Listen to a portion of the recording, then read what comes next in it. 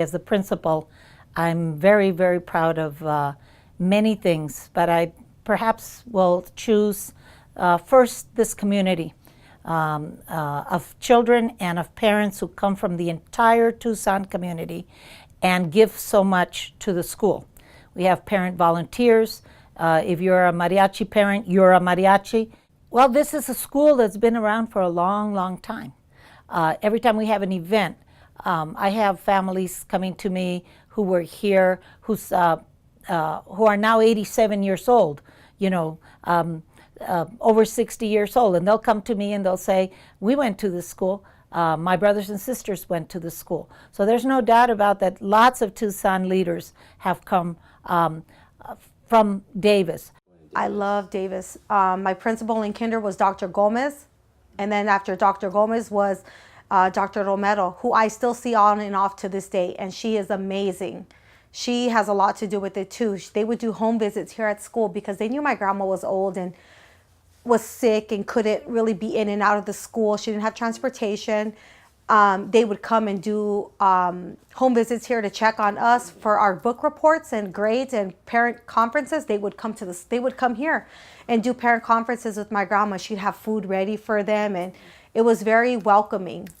They were a big part of us, us growing up at Davis with Dr. Romero so involved with the family and making sure that we were okay. Even to this day, she found out that I had kids because we seen each other. She asked me what car I was in. She went outside while I was in the store, met my kids, gave them money.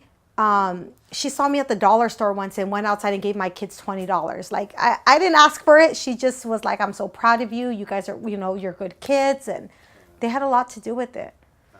I love how involved Davis is with this neighborhood, with the gardens, with the people in the neighborhood. Like, I've been to many schools in my life, and seeing how much they want to help and how influenced they are into this neighborhood, I love it. I love this school. All my kids went here, all my cousins and my uncles, even my dad came. So back in the 40s and 50s and 60s, and even at the beginning of the 70s, we had many schools in TUSD where Spanish was prohibited. And lots of the residents here in Barrio Anita, lots of the families grew up coming to Davis and not able to speak Spanish. There was a big push in the 60s and then 70s and 80s. And in 1981, Davis became the Davis Bilingual Magnet as part of the desegregation order in order to ensure access to learning for Latino children, African American children, and ensure quality educational programs for our minority children. Well, it was interesting because the language at home was Spanish, and we spoke it fluently, but I did not really understand or speak much of English.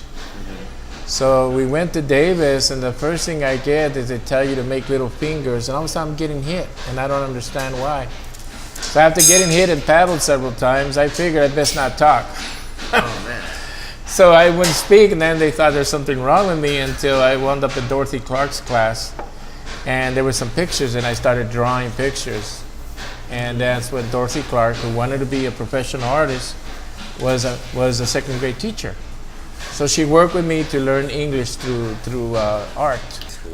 Dorothy Clark would show images and artwork in her classroom from home. She always wanted to become a professional artist, but she became a teacher, which is good for us, us kids. We always had a bunch of art supplies in the classroom in the second grade. And so she would show us, a lot of us that didn't understand English would show us pictures and then describe the picture in Spanish and English, even though she wasn't supposed to because they weren't allowing bilingual education in those days. So she did it anyway. She was not gonna promote the paddling. But a lot of times, unfortunately, that's what was used in those days. Now Davis encourages bilingual education when they used to punish you. So those are the changes of the early 60s that have occurred. All of a sudden, I think it was in 1973, they were talking about they were gonna move the kids from the west side to the east side. And they were talking about the education, and they had to have better education, the kids here, and they should move it to the east side. So then we find out that they were going to bus the kids. And the first thing that came to our mind, the parents at Davis, they said, oh my goodness, but we only have one car. What if the kids are late, they miss the bus, and they're going to miss class all day? So we got together and we said, we got to do something about this. But then they add that they had to close Davis School because it was too old.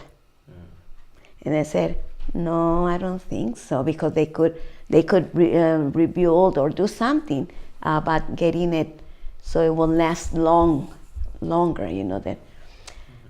So entonces yo fui and I went and knocked on all the doors and I talked to the parents and I told them, you know, what was going to happen if the kids will miss the bus.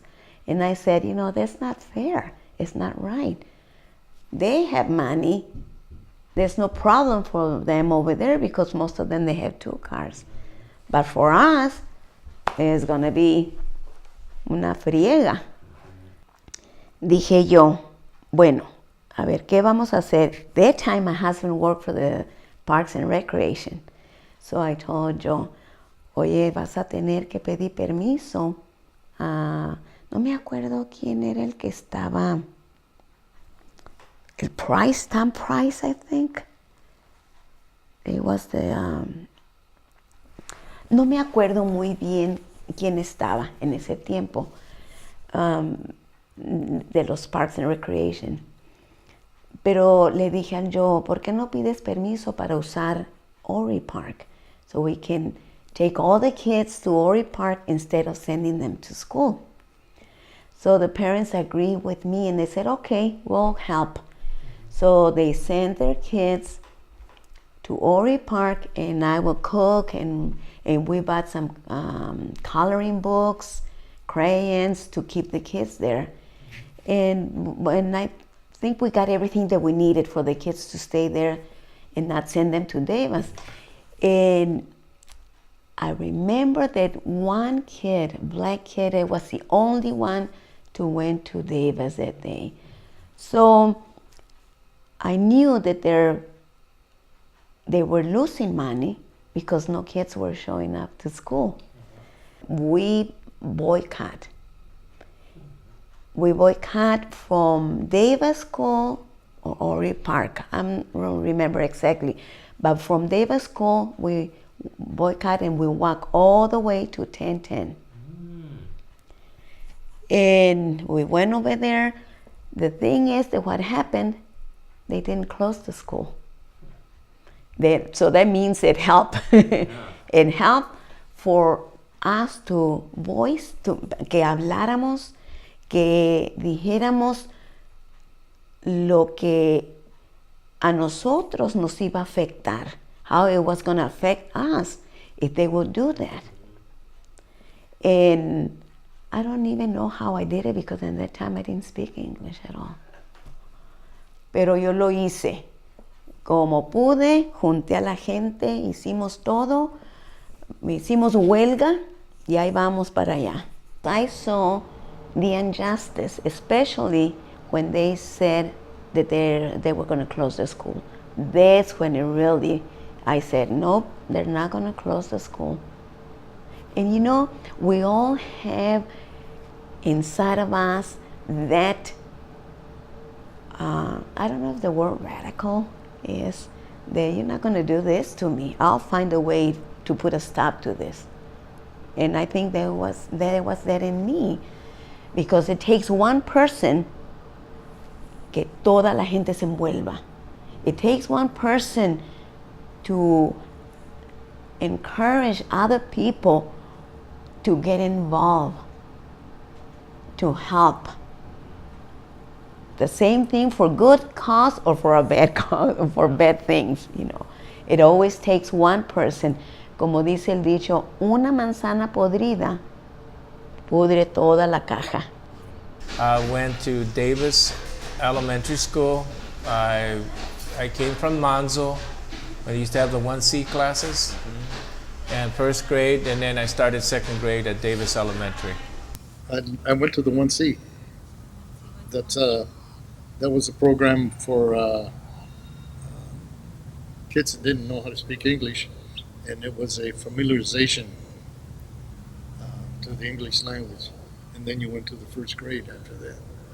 This is in the 40s, 50s. Davis School. I love it. There was one year that I got straight once, and my brother he got jealous and he tore up the report card.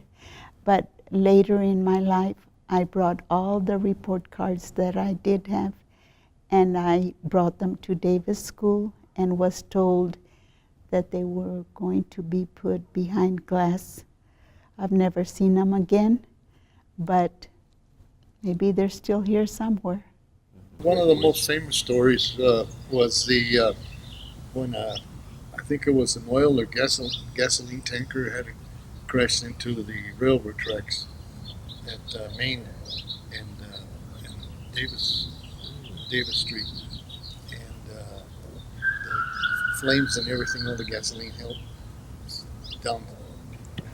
downstream or whatever, down to Davis School, and all the kids were jumping the fences trying to get out.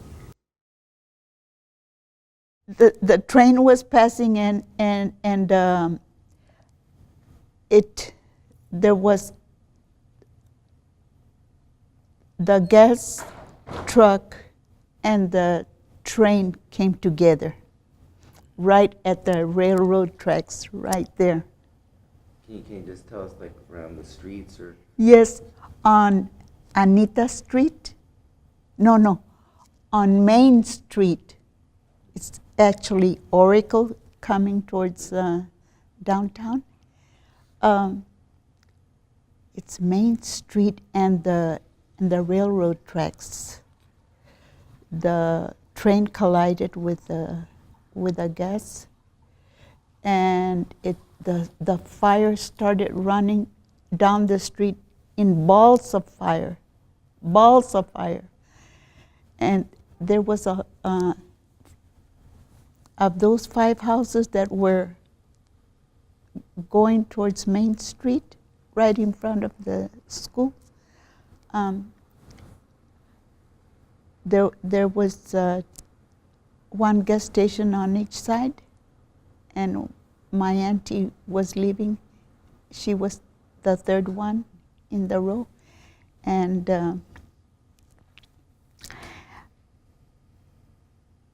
all the rest of the houses and the gas stations burned up except my aunt's house. I don't know what happened, but it was saved. They told us that we had to go north. We had to go north because the fire was coming down St. Mary's right here going west.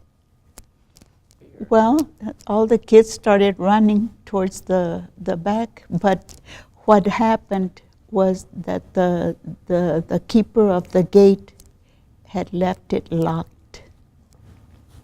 So all the kids got scratches. Did they climb the fence or what? We had to jump the fence. I was one of them, and my little brother. But that was very significant in my record.